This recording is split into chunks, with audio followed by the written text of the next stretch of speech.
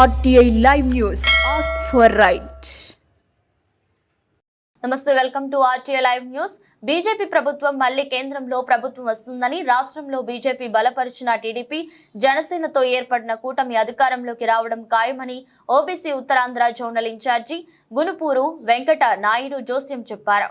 కాకులను కొట్టి గద్దలకు వేసేలా ఆంధ్రప్రదేశ్ రాష్ట్రంలోని పరిపాలన ఉందని ఎద్దేవా చేశారు. భారతీయ జనతా పార్టీ అధిష్టానం ఆదేశాల మేరకు సుమారు 1000 నుండి 1500 మందితో బీసీ గర్జన సభ మెంటాడ వీధి కళ్యాణ మండపంకి ఏప్రిల్ 19వ తేదీ ఉదయం ఏర్పాటు జరగనున్నట్లు బీసీలు అధిక సంఖ్యలో హాజరవ్వాలని తెలిపారు.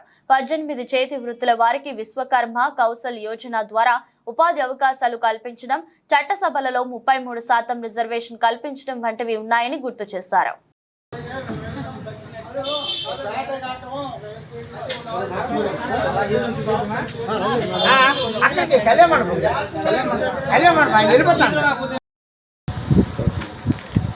భారతీయ జనతా పార్టీ ఓబీసీ మోర్చా ఆధ్వర్యంలో అరకు పార్లమెంట్లో బీసీ సమ్మేళన కార్యక్రమం, పార్లమెంట్లో నియోజకవర్గానికి కుల సంఘాలతో మీటింగ్ పెట్టమని పార్టీ ఆదేశాల మేరకు ఈరోజు సాలూరు నియోజకవర్గం రావడం జరిగింది.